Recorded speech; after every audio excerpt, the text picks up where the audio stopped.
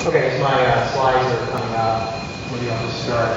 So let me just first preface with a note of humility, and that is, I really don't know anything about religion at a kind of academic or scholarly level. I'm still working on increasing my knowledge of my own faith tradition, nevertheless trying to think about others. So I'm going to talk about what I do know about, and that is the role of debt in thinking about wealth inequality. And at the end, I'll talk a little bit about some religious traditions that have something to say about that. As all of those here who do have a background in studying religion at the Divinity School know, there's a very long history of thinking about debt in most faith traditions. And I think that's for good reasons, and it's been interesting to me coming at it from as an economist, not coming at it from a religious perspective at all, how many of the lessons that come out of our religious tradition start to make a lot more sense once you see some of the things that come out of the financial system that rely so heavily on debt. So let me just show you some pictures to motivate some of the research my co-author Atif Mian at Princeton and I have done. It turns out you end up seeing a very strong relation in the data between increases or levels of debt and the severity of the decline in, say, household spending during economic downturns. So this picture is showing you the 2006 household debt-to-income ratio across U.S. states. You kind of have the usual suspects over here on the right: California, Florida, Nevada, Arizona, countries or states that had very big booms in household debt from 2000 to 2006. And on the vertical axis, you see the per capita consumption decline during the Great Recession. So states that had the biggest or highest levels of debt going into the Great Recession were exactly the states that saw the most dramatic decline in household spending.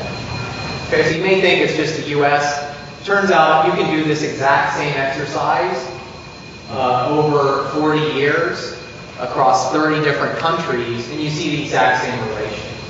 That it turns out that one of the best predictors of seeing a big decline in economic activity or a big increase in unemployment, if we want to take it in terms of what it actually means for people at a very local basis, again, big expansions in household debt tend to precede big economic downturns. If you look at the countries in the advanced world that had the most severe economic downturns over the last 10 years, Portugal, Ireland, Spain, Greece, all had big increases in household debt preceding those big economic downturns. Okay? In fact, this relation is so robust that you can actually look at it at a global level.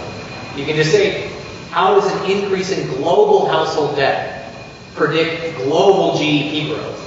And you can just do a straight time series correlation. So every dot here is just a year.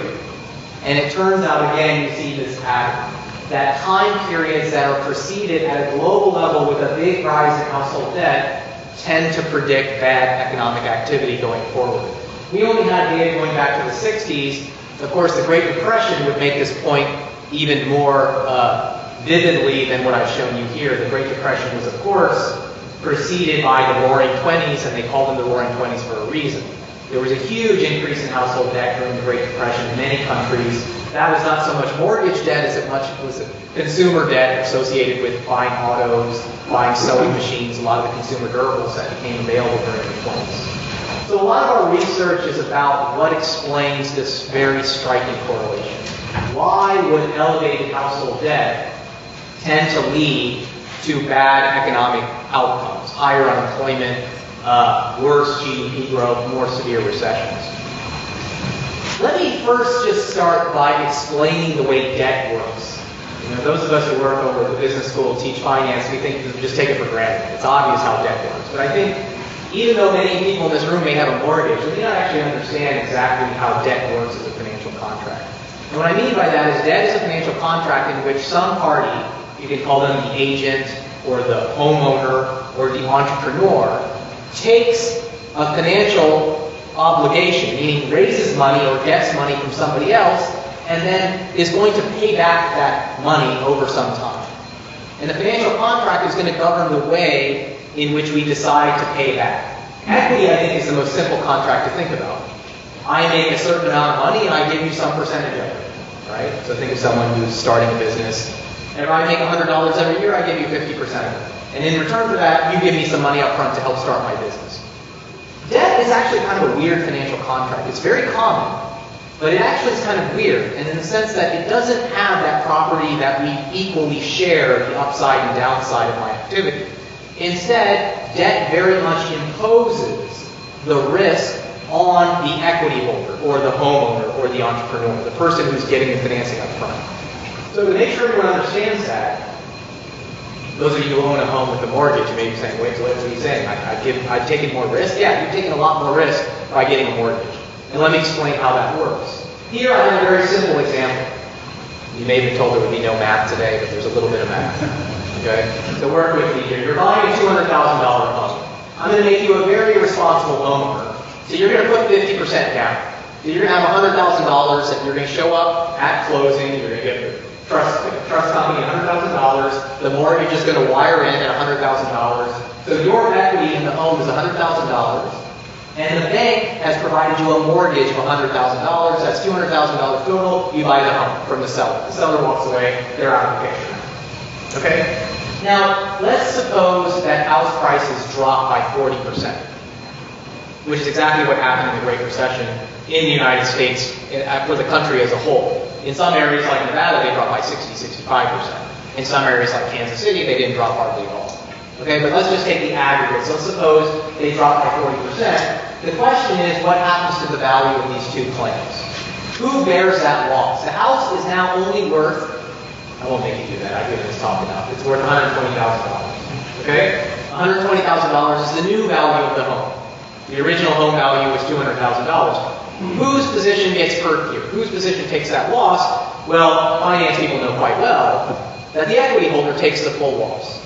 Okay? Your home equity is now only worth $20,000. Now, if that's confusing to you, you think that can't be right, that seems unfair. Think about what happens if you try to sell your home. If you try to sell your home at the new price, $120,000, you're going to go to the closing company. The buyer is going to wire in $120,000. You're going to pay off your $100,000 mortgage, and what are you left with? You're left with $20,000. You just lost $80,000. The bank took no loss at all. Okay?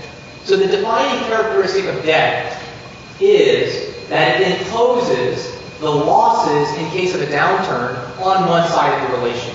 Okay? And that is the person who's borrowed the money.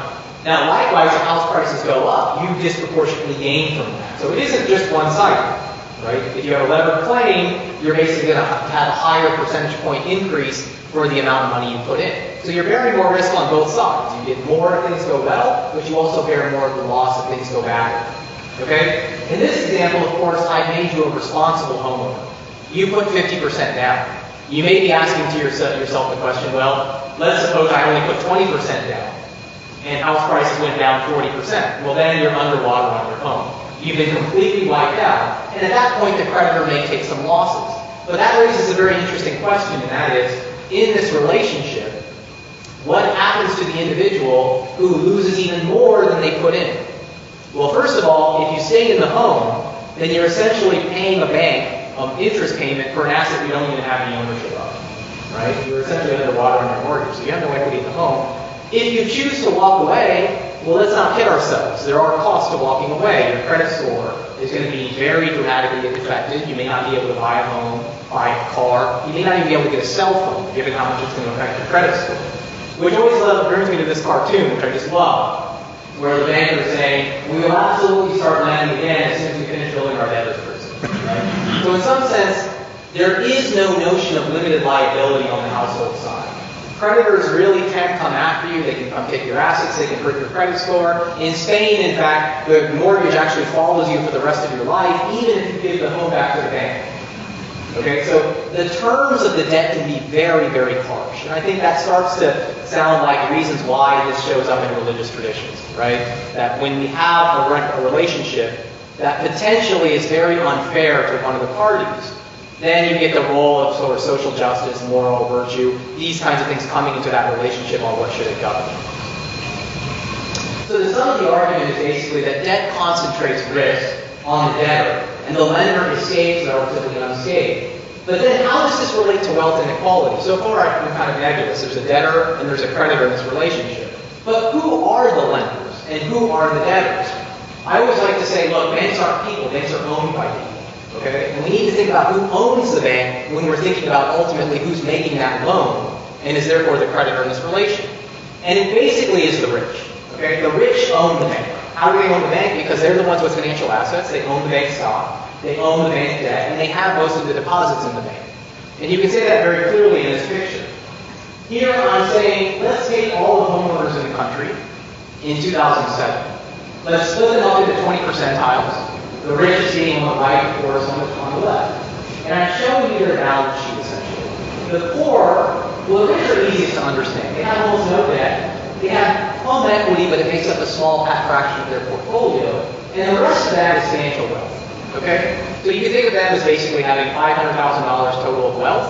Maybe they have, a $50,000 mortgage, but they have $400,000 of equity, the S&P 500, stocks and banks, and then some home equity.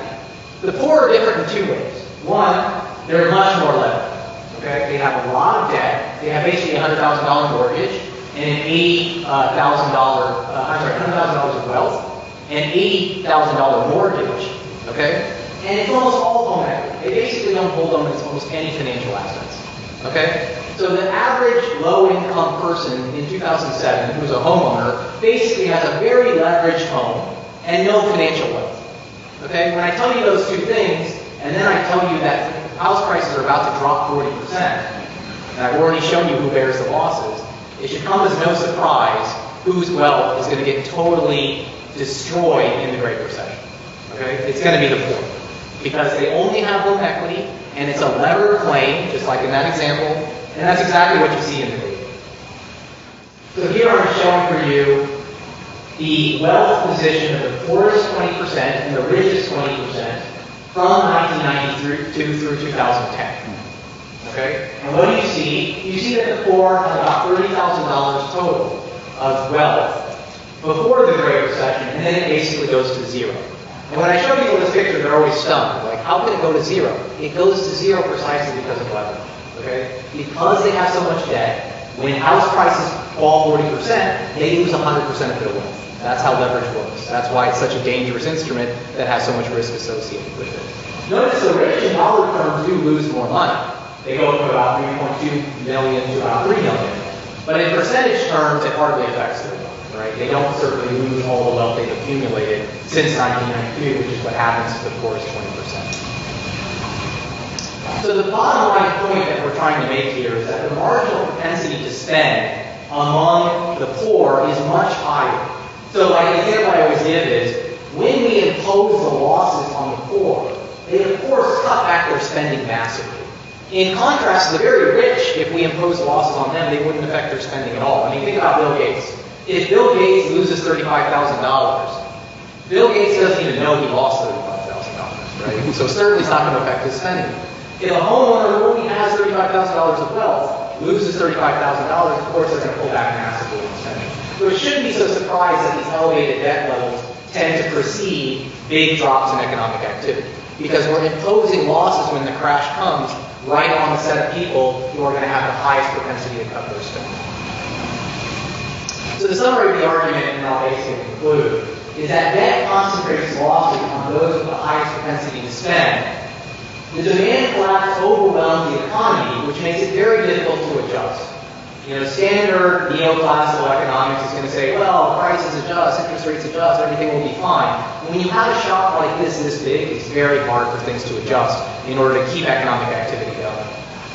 And the system-wide crash basically requires massive debt restructuring. You have to have it in order to go forward, or else you're going to continue to see really bad economic output in Greece. Right? If you don't actually restructure the debt, you're not going to get out of this. So it's not only fair, I should point out, it's not just about distributional issues. It's actually better off for the rich themselves if debt is restructured. That's the irony of this, and the argument we go through in the book, that ultimately, when the poor cut back on their spending, even middle-class, upper-income people may lose their jobs.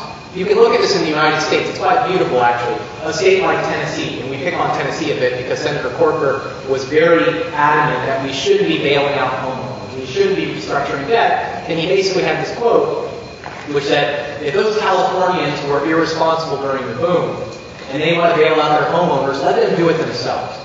We Tennesseans didn't overborrow, we didn't have a big housing boom, so we shouldn't have to pay the cost. Well, if those of you who know Tennessee well know, there are a lot of auto plants in Tennessee. And those auto plants produce cars, a lot of them are bought actually in Florida. So a lot of people lost their jobs in Tennessee because of the housing bust in Florida. So the notion that the irresponsible should only have to pay doesn't make a lot of sense, because at the end of the day, all of us end up suffering the consequences if we don't restructure debt. And that's exactly what you're seeing in Europe as well. Germany ends up suffering massively because they want to impose these losses on Greece. And in fact, actually, some of my colleagues that do more behavioral sciences, psychology research, say that there's a lot of evidence that shows that in the debtor-creditor relation, the creditor actually wants to impose losses on the debtor, even if it makes the creditor worse off doing it. I mean, just think through that.